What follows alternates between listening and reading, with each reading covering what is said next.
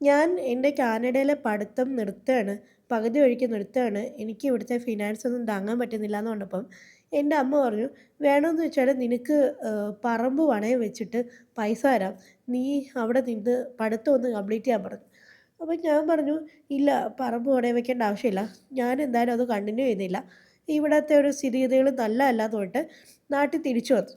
അപ്പം അന്ന് എല്ലാവരും ആ ഒരു ഡിസിഷനെ ഭയങ്കരമായിട്ട് കുറ്റപ്പെടുത്തിയിട്ടുണ്ട്. "എന്ത് മണ്ടത്തരമാണ് കാണിച്ചത്? അവിടുത്തെ ആ പഠിത്തം കംപ്ലീറ്റ് ചെയ്തുകൂടായിരുന്നോ?" എന്നൊക്കെ പറഞ്ഞിട്ട്.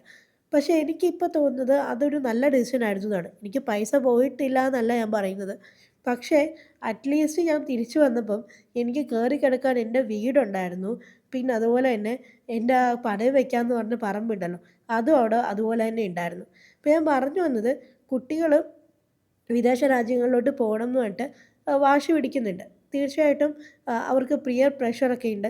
അപ്പോൾ അതുകൊണ്ട് അവർക്ക് പോകണം എന്നുള്ളൊരു ആഗ്രഹം വളരെ കൂടുതലാണ്.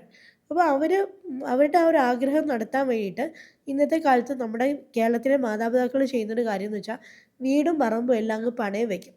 പക്ഷേ ഈ പണയം വെച്ച് കഴിഞ്ഞാൽ ഇത് തിരിച്ചെടുക്കാൻ പറ്റുമോ എന്നുള്ളതൊന്ന് ആലോചിച്ചാൽ നല്ലതായിരിക്കും. കാരണം ഓൾറെഡി നല്ല സാമ്പത്തിക സ്ഥിതിയിൽ നിൽക്കുന്നൊരു കുടുംബമായിരിക്കും.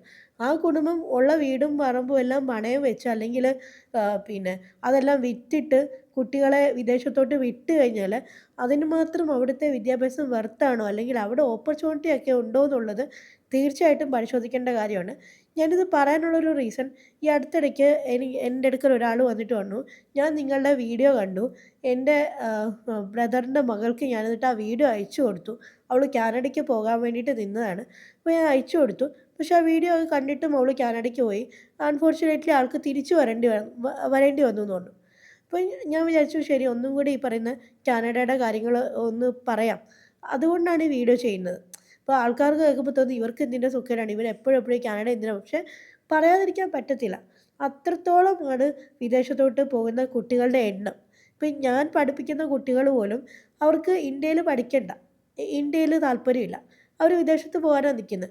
വിദേശത്തൊക്കെ പോകുന്നതിന് ഒരു കുഴപ്പമില്ല. പക്ഷേ അവിടെ പോയി കഴിഞ്ഞാൽ നിങ്ങൾക്ക് എന്താണ് ജോലി കിട്ടാൻ പോകുന്നത്, എന്തൊക്കെ സാധ്യത ഉണ്ടെന്നുള്ളത് വ്യക്തമായിട്ട് അന്വേഷിക്കണം. അന്വേഷിച്ചില്ല എന്നുണ്ടെങ്കിൽ ഈ പറയുന്ന മാതിരി തിരിച്ചു വരേണ്ടി വരും. ഇപ്പം അവിടെയൊക്കെ ഭയങ്കര സ്ട്രിക്റ്റ് ആയിക്കൊണ്ടിരിക്കുകയാണ്. നിയമങ്ങൾ വളരെ സ്ട്രിക്റ്റ് ആയിക്കൊണ്ടിരിക്കുകയാണ്. ഇപ്പോൾ കാനഡയിൽ PR കിട്ടാനുള്ള സാധ്യതയൊക്കെ ഇപ്പോൾ ഇല്ല. തീർത്തു എന്ന് തന്നെ വേണമെങ്കിൽ പറയാം.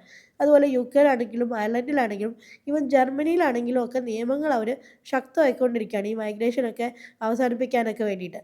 അപ്പം നിങ്ങൾ ഇത്രയും പൈസ മുടക്കി ഇവിടെയുള്ള നല്ല ജീവിത സാഹചര്യമൊക്കെ വിറ്റ് തൊലച്ചിട്ട് അവിടെ പോയി കഴിഞ്ഞാൽ എന്ത് കിട്ടും എന്നുള്ളതും കൂടി ഒരു വലിയ ക്വസ്റ്റ്യൻ മാർക്കാണ്. കാരണം പോകുന്ന കുട്ടികൾ മിക്കവാറും +2 കഴിഞ്ഞിട്ട് നേരെ പോകുന്നവരായിരിക്കും. അപ്പോൾ ഇവർക്ക് അല്ലെങ്കിൽ 10ാം ക്ലാസ് കഴിഞ്ഞിട്ട് പോകാൻ നിൽക്കുന്ന കുട്ടികളൊക്കെ ഉണ്ടാവും. അപ്പോൾ അവർക്ക് ഒരു ബേസിക് ക്വാളിഫിക്കേഷൻ പോലും ഇല്ല. ഇപ്പോൾ എൻ്റെ കാര്യത്തിൽ എനിക്ക് അബദ്ധം പറ്റി, കറക്റ്റാണ്. പക്ഷേ ഞാൻ എൻ്റെ ഒരു 3rd സെമസ്റ്ററിന് മുമ്പാണ് വന്നത്. അതുകൊണ്ട് എനിക്ക് ആ 3rd സെമസ്റ്ററിൻ്റെ റീഫണ്ട് കിട്ടി. പിന്നെ അതുപോലെ തന്നെ നമ്മൾ CIBSE ബാങ്കിൽ കുറച്ച് പൈസ ഡെപ്പോസിറ്റ് ചെയ്തിരുന്നു. ആ പൈസ തിരിച്ച് കിട്ടി. അപ്പോൾ അത് വെച്ചിട്ടാണ് നമ്മൾ നമ്മുടെ ലൈഫ് റീസ്റ്റാർട്ട് ചെയ്തത്. പിന്നെ എനിക്കിവിടെ 10 വർഷത്തോളം ജോലി ചെയ്ത എക്സ്പീരിയൻസും ഉണ്ട്. ഹസ്ബൻഡിനാണെങ്കിലും ഉണ്ട്. അതുകൊണ്ട് നമ്മൾ തിരിച്ചു വന്നാലും നമുക്ക് എന്തെങ്കിലുമൊക്കെ വഴി ഉണ്ടാകും എന്നുള്ളൊരു ഹോപ്പ് ഉണ്ടായിരുന്നു. നമ്മൾ ഇത്രയും കാലം ജീവിച്ച നാടല്ലേ. പക്ഷേ ഒരു ബേസിക് ഡിഗ്രി പോലും ഇല്ലാതെ അവിടെ പോയി കഴിയുമ്പം അവിടെ പിടിച്ചു നിൽക്കാൻ പറ്റിയില്ല. പിന്നെ നാട്ടിൽ വന്നു കഴിഞ്ഞാൽ എന്ത് ചെയ്യും എന്നുള്ളതൊരു വലിയൊരു ചോദ്യചിഹ്നമല്ലേ. വീടൊക്കെ പണയം വെച്ചിട്ടൊക്കെ പോയി ഒന്നും ആകാതെ തിരിച്ചു വന്നു കഴിഞ്ഞാൽ ഇതൊക്കെ എങ്ങനെ അടയ്ക്കാൻ പറ്റും?